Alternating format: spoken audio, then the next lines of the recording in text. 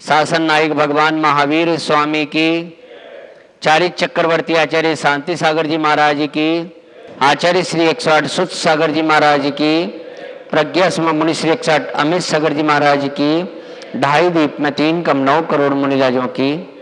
पहला सुख है निरोगी काया, दूजा सुख घर में हो माया, तीजा सुख मृदुवासन नारी, चौथा सुख श्रुत आज्ञाकारी, पंचम सुख सदन हो घर का, छठम सुख ना कर्ज हो पर, सप्तम सुख चले व्यापारा, अष्टम सुख सबका हो प्यारा, नवम सुख ना कुलता हो मन में, दसम सुख न बैर विरोध सुजन, 11 सुख मन लगे धर्म में, 12 सुख न फंसे कुकर्म में, 13 सुख हो साधु समागम, 14 सुख मर्मज्ञ जिनागम, 15 सुख नेम शील व्रतधारी, 16 सुख अरिहंत पुजारी, ये सब पाए बने गृह त्यागी, धन्य धन्य वे नर अवतारी, इस बब साधु संत कहावे, पर बब स्वर्ग मुक्ति सुख पावे,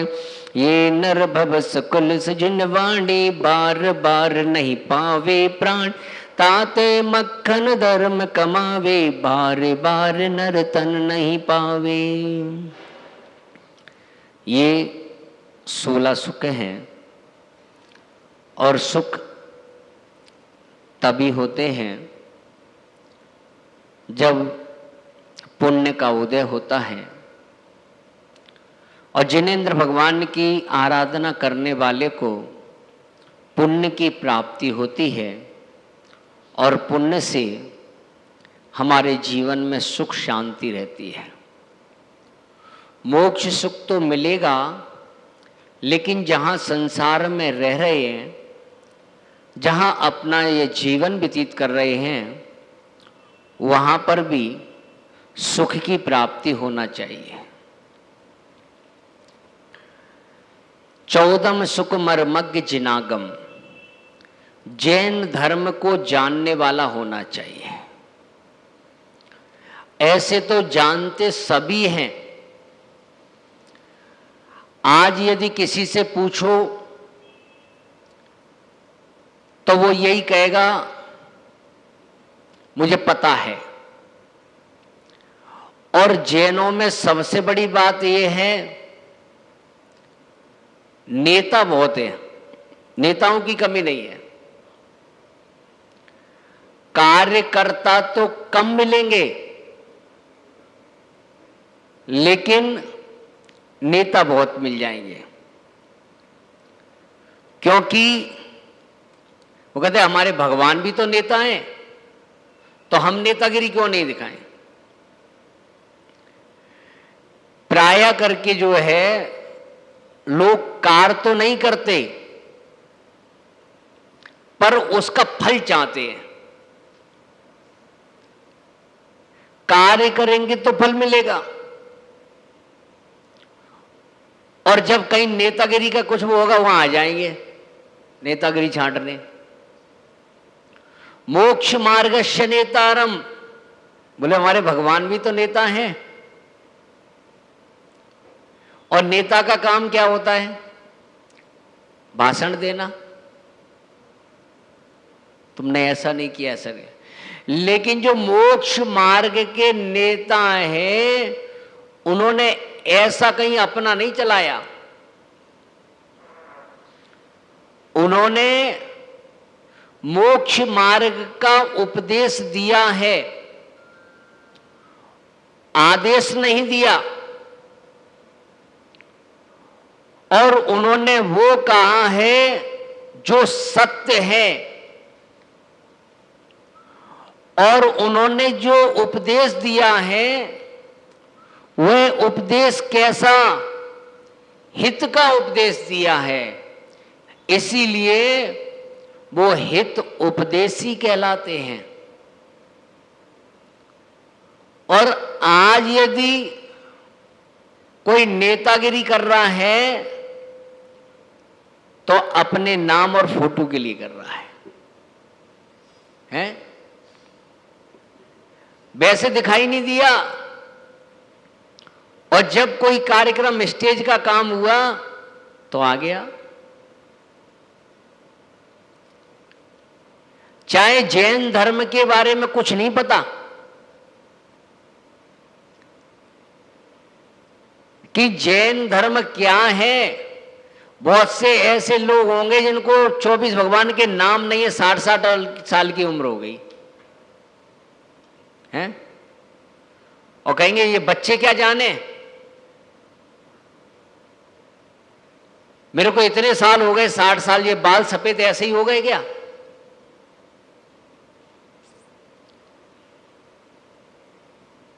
तो एक बच्चा बोला मेरे काले बाल भी ऐसे ही नहीं है, तुम्हारे तो यहां के तुम बदल गए, हमारे तो जन्म से पैदा से ही काले हैं।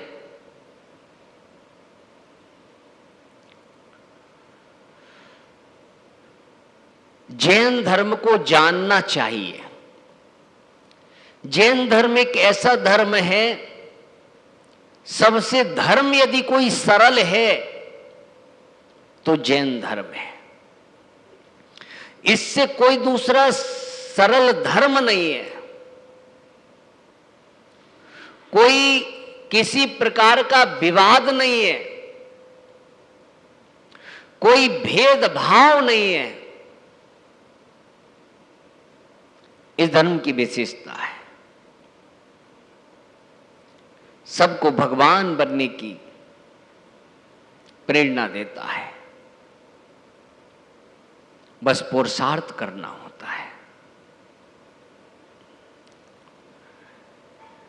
आज देव और गुरु की आज्ञा का उल्लंघन से डरना छोड़ दिया। आगम को तुच्छ समझते हैं, इसीलिए कुतर्क करते हैं।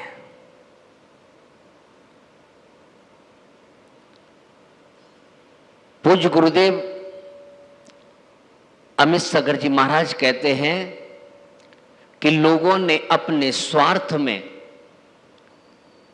कुतर्क कर करके इस धर्म को इतना कुतर दिया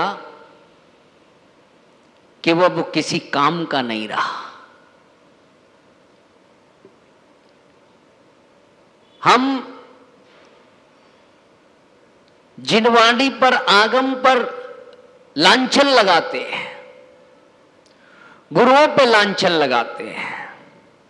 हमारे मन की बात नहीं होती तो हम कहते हैं कि ऐसा नहीं है, ये हमारे आचार्यों ने नहीं कहा, ये तो और धर्म से लाया है। यानी इसका मतलब है कि हमारे आचार्य चोर हैं, झूठ बोल रहे हैं, फिर सत्य महाव्रत कहां रहा। और जब जब भी आचार्यों ने कहीं पर भी वर्णन किया है, आप देख लेना, किसी भी ग्रंथ को पढ़ लेना, तो वहां ऐसा ही कहा है कि ऐसा जिनेंद्र देव ने कहा है। और जिनेंद्र भगवान अन्यथावादी नहीं होते हैं। जो जैसा है वस्तु का वैसा स्वरूप बताते हैं, कोई स्वार्थ नहीं होता। भक्तों की चिंता नहीं कि वे मेरे भक्त बनेंगे, मैंने इनके अनुसार बोलूं। और आज प्रतिदिन क्रियाएं बदल रही हैं, और किसी से पूछो कि कहां लिखा है, यह नहीं पता, पर पढ़ा है। पढ़ा है, कहां से पढ़ा है, किस आचार्य का प्रमाण है, वो नहीं है। अब पता नहीं कौन कौन सी किताबें, पुस्तकें पढ़ रहे हैं।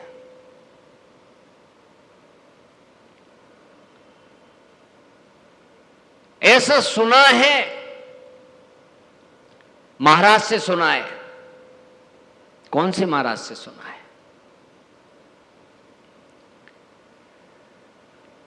कि पहले हमें यह देखना चाहिए कि कोई भी आचार्य, कोई भी मुनिराज यदि किसी भी वाक्य को कहते हैं, किसी भी क्रियाओं को बताते हैं, तो वो किस ग्रंथ का प्रमाण दे रहे हैं, ये जरूर जानने लाना चाहिए। आचार्यों ने कहा है, रेणसार ग्रंथ में, कि कोई जीव जिनेन्द्र द्वारा कथित वस्तु के तत्व को मति शुद्ध ज्ञान के बल से स्वेच्छा अनुसार स्वच्छंद बोलता है, वह व्यक्ति मिथ्या दृष्टि है। ऐसा मैं नहीं कह रहा हूं, ऐसा जिनेन्द्र देव ने कहा है।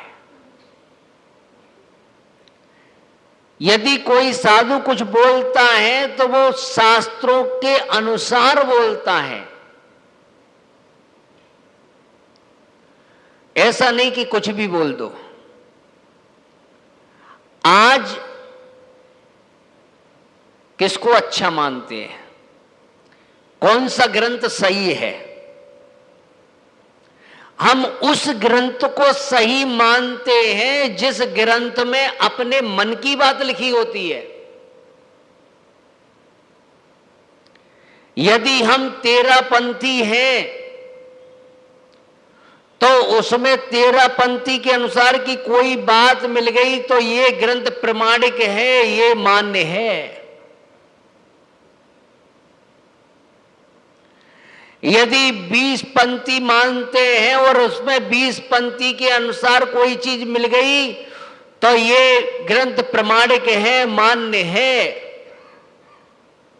ना भगवान से कोई मतलब, ना ग्रंथ से कोई मतलब है। 13 पंथ और 20 पंथी का कोई शास्त्र नहीं है।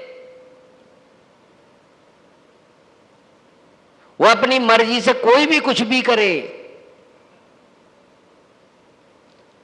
लेकिन जो जिनेन्द्र भगवान ने कहा है, आचार्यों ने जो कहा है, वो हमारे लिए मान्य है। ये पंथ कोई मान्य नहीं। पंथ में हम कसाय बांध रहे हैं। जहां परिणाम विशुद्ध होना चाहिए, वहां परिणाम हमारे खराब हो रहे हैं। पूजा पद्धति को लेकर पूजा विशुद्धि का कारण है, संकलेश का कारण नहीं है। तुम कुछ भी चढ़ाओ पर दूसरों को मत चढ़ाओ। हम चढ़ाते कम है, चिढ़ा ज्यादा रहे हैं। और हमारे पास विवाद का तो कोई कार्य नहीं है। आचार्यों ने इतनी व्यवस्था शास्त्रों में रखी है, और साधु वही है, वही बोलता है, क्योंकि साधु अपने आप से नहीं बोलता, उसका अपना कोई विचार नहीं होता। साधु आगम चक्षु साहु, आगम साधु के जो नेत्र हैं वो आगम है। जैसा आगम में है लिखा है, वैसा ही साधु बोलता है। आज तीर्थंकर की वाणी को नहीं मान रहे। आज मनमानी कर रहे हैं, जो मन में आ रहा है सो कर रहे हैं। जैन धर्म के मर्म को तो समझे हम।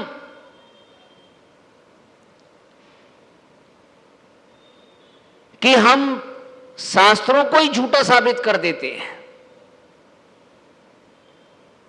अरे आज ये शास्त्र मिल रहे हैं, कैसी स्थिति रही, आज कितना हमारे आचार्यों का उपकार है, जो जिनेंद्र भगवान की वाणी आज हमें यहां तक सुरक्षित मिली है। उन बुजुर्गों का कितना उपकार है जिन्होंने जिनवाणी को लिखवाया,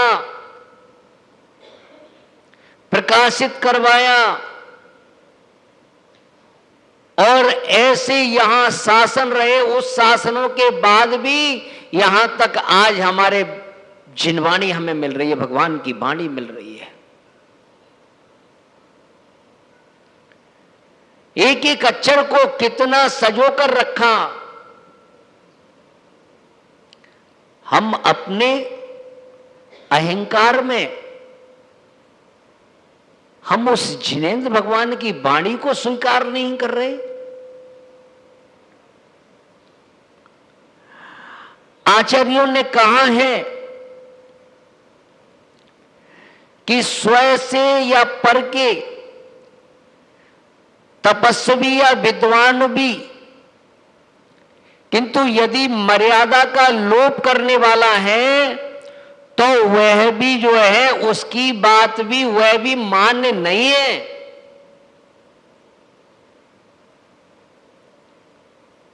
वह अपने अहंकार में या दूसरे के दबाव में आदि जिन धर्म की क्रियाओं को, मर्यादाओं को लोप करता है तो वह भी मान्य नहीं है। किसी गुरु ने कहा हमारे लिए मान्य है, लेकिन यदि वो हमें शास्त्र में लिखा मिल जाता है तो वह दिखाने पर यदि गुरु नहीं मान रहा तो वो भी मान्य नहीं है। गुरु को छोड़ सकते हैं लेकिन आगम को, भगवान की वाणी को नहीं। ये मत सोचो कि हमारी जीवन बीत गया, हमारे सफेद बाल हो गए, हमने इतना कुछ देखा, इतने सालों से हम देखते आ रहे, ऐसा ही हो रहा है। ये कोई बड़ी चीज नहीं है। क्या क्या स्थितियां रही, लेकिन अनुभव गलत हो सकता है पर आगम कभी गलत नहीं होता। आगम आगम है। हम किसी चीज का पालन नहीं कर पाए, हम कोई क्रिया नहीं कर पाए, कोई बात नहीं, लेकिन ये हमें स्वीकार करना होगा कि हां ऐसा ही है। जिनेंद्र भगवान ने ऐसा कहा है। कहीं कहीं क्रियाओं में परिवर्तन, चरणान योग में परिवर्तन आता है। चरणान योग द्रव्य क्षेत्र काल से परिवर्तित होता है, सिद्धांत नहीं बदलते। आज भी देखो कि चरणान योग में परिवर्तन आदि है, क्योंकि द्रव्य क्षेत्र काल से जो है परिवर्तन। लेकिन भगवान आदिनाथ से लेकर भगवान महावीर के शासन काल तक उसी प्रकार से भगवान आदिनाथ ने हाथों में आर लिया, खड़े होकर लिया, 24 घंटे में एक बार लिया, केशलोच किया, और आज भगवान महावीर के शासन काल में भी वही चर्या चल रही है।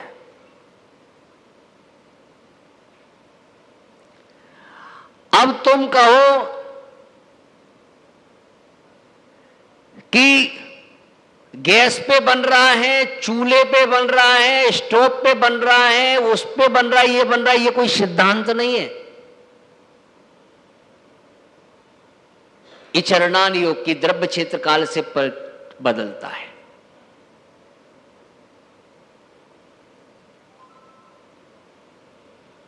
कि बरसात का पानी, कुएं का पानी, उसका पानी, नदी का पानी, ये कोई सिद्धांत नहीं है।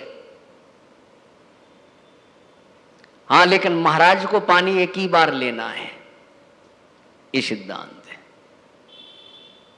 चाहे कैसी भी स्थिति हो, दोबारा नहीं ले सकते। ओम नमः सिद्धिभ्याम।